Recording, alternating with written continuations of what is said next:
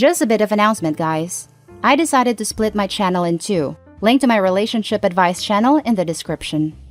Now for our first story titled, Am I the A-hole? I lied about having a college fund for my stepsister to save my sister. I am 32 female. I grew up with a narcissistic mom. I have never met my dad.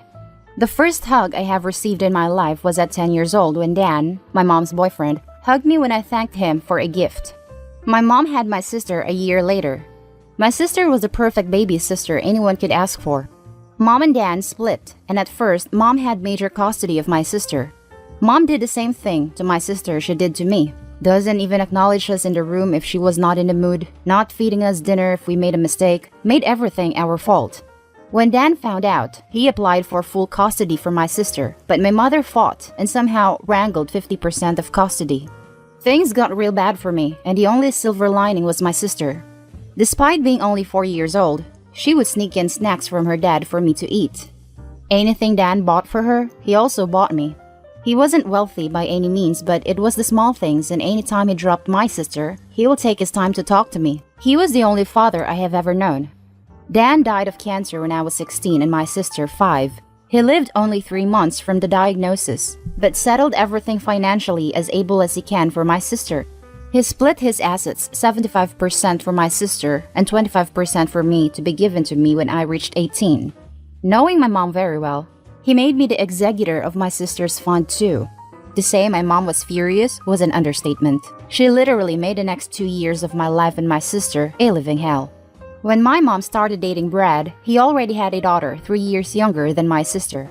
My mom made it absolutely clear that my sister will be allowed to go to college only if she shares her trust fund with our stepsister.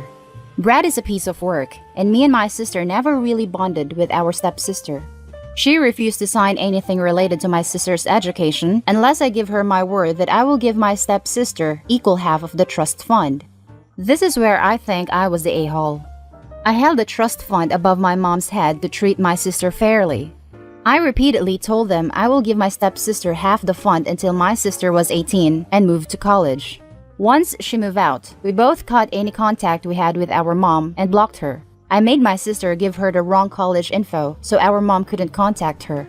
I have found out through few friends my mom didn't know I have that my stepsister couldn't get into any college because she didn't want to apply any loans and she is very depressed. I know I misled them, but I honestly wanted my sister to be safe. Am I the a-hole for causing my stepsister's depression and robbing her of college? Edit. Thank you everyone for your reassurance.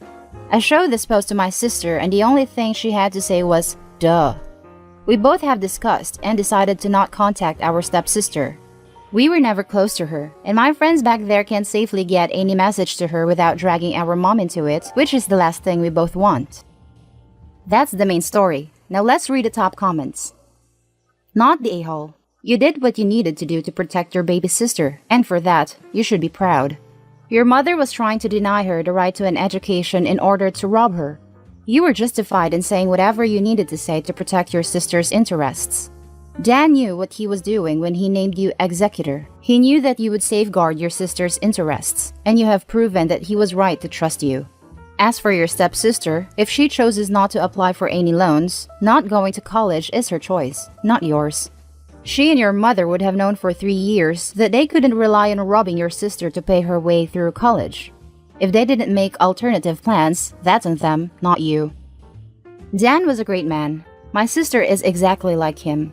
I have lost my compassion so much growing up, but my sister is still this loveliest person who cares so much.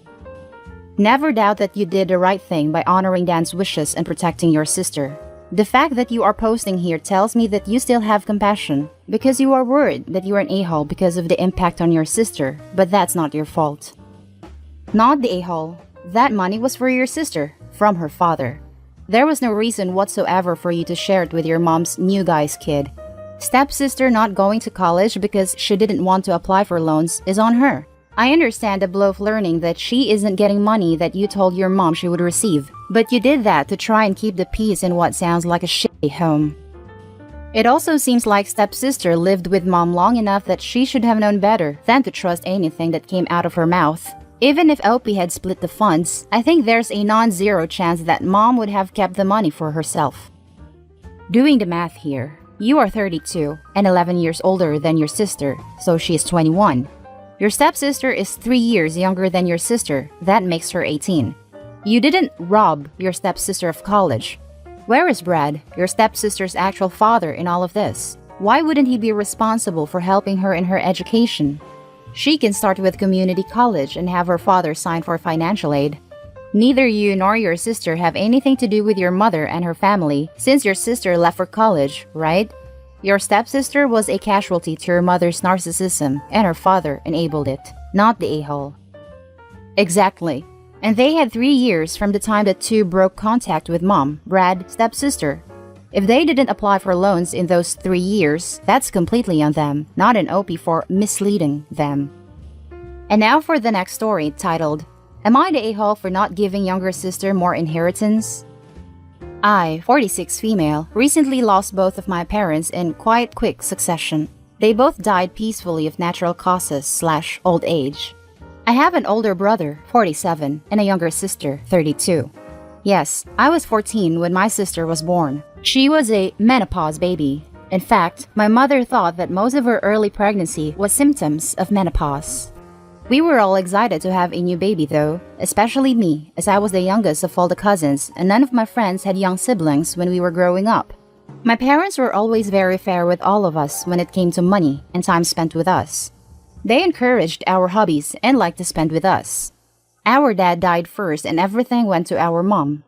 When she died, everything was split between the three of us, apart from things that were stated such as a set of golf clubs going to my brother, and jewelry left specifically to my sister or to me. We decided to sell our parents' house and split the proceeds equally as none of us wanted to live in it. Last week, my brother and I received an email from our sister. She believes that she should be given more inheritance money or the entire proceeds of the house sale. Her reasoning for this is that, as she is so much younger than my brother and I, she got to spend less time with my parents whilst they were alive than we did. Somehow, she reasons that this is fair. My brother and I think this is absolute nonsense. Our parents were clear on splitting things equally. We both left home when we turned 18 to go to university and we're lucky that we didn't need to return home for a while to save money or anything like that. My sister lived with our parents until she was 25.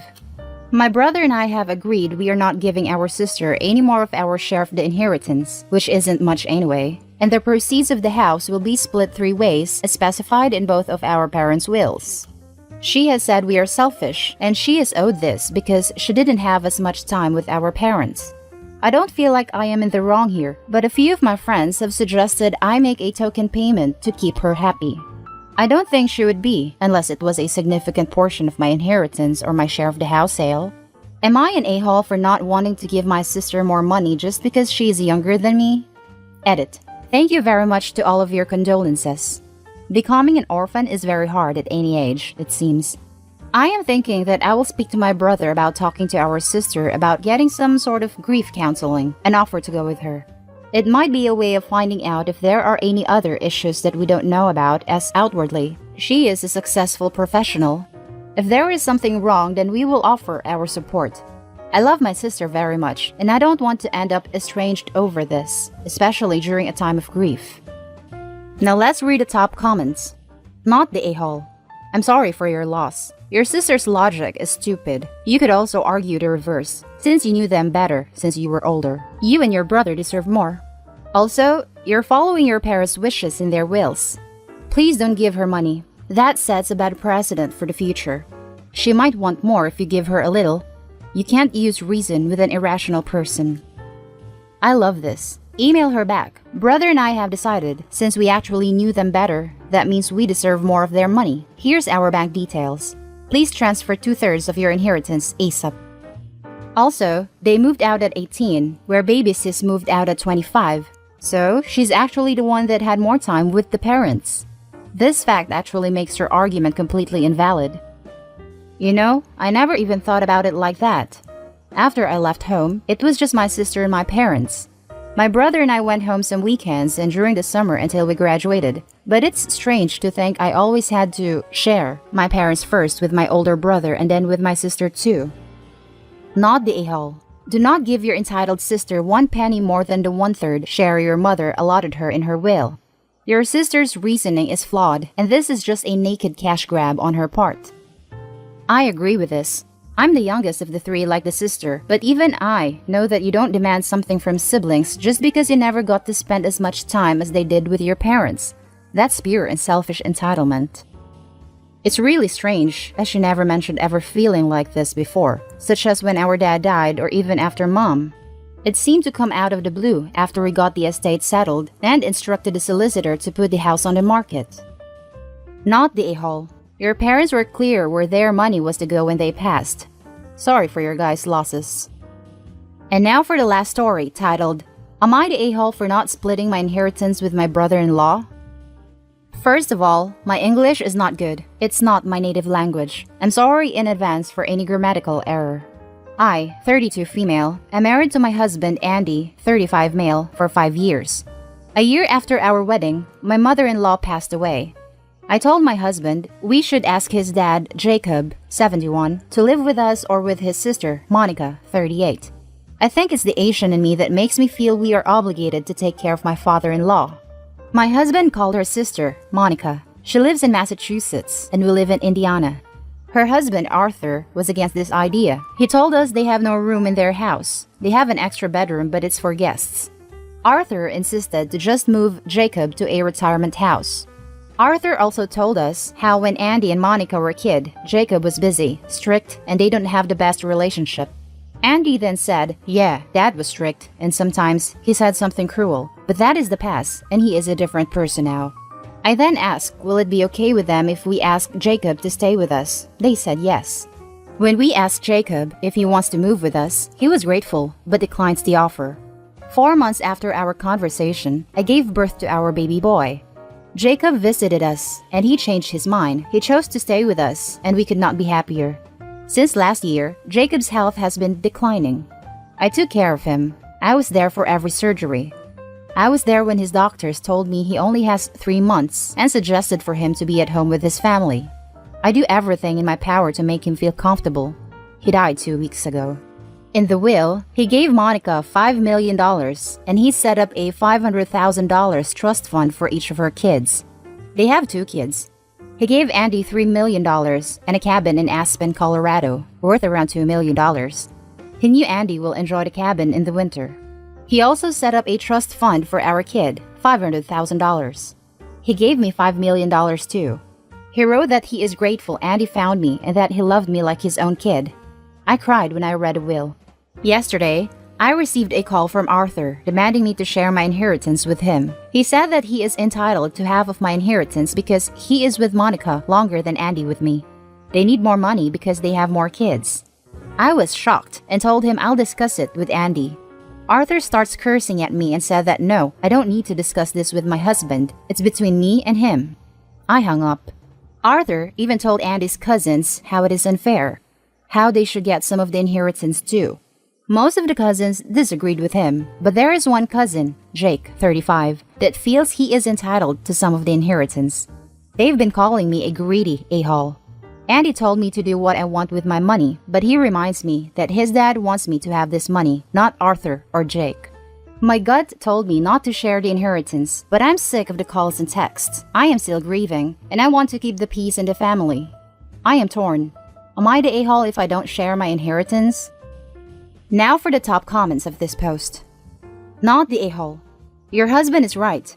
Your father-in-law wanted you to have the money and love you like you were one of his own children. Don't give in to greedy, jealous family members, and don't give them a penny. If you do, they will never leave you alone because they will always want more. This, please don't give in. Please, please, please. Not the a-hole. It's yours. You just lost someone you cared about. They lost a family member. Is money seriously all they care about? I don't even understand how we got here. Yesterday morning, I made a cup of tea and brought it to what used to be Jacob's room. Then it hit me again that he is dead. I am still processing all this. Of course you are. You don't need to talk to any family members. You are grieving. He was just as much family to you as they were to everyone else. You may not be related by blood, but you are by heart and soul. You lost someone you have cared for. Grief is a strange thing, but it's okay to grieve. You lost someone too. Ignore Arthur and focus on you and your family. Thank you for your kind word. I'll try to focus on my family. Oh man, I remember doing this when my dad died. Ooh, shrimps are on sale. I should get some for dad. Oh, right. It's like a horrible reminder of all the small things you have together that just isn't there anymore. It will get easier as time passes, so you just need to give yourself time to grieve. Never pass up an opportunity to cry when you need it. It's so stupid, but it helps. Also, you're not the a-hole. You deserve this more than those horrible people. Yeah, it sucks. And that's the end of the video, guys. As always, comment, like, and subscribe. I'll catch you in the next one. Stay safe.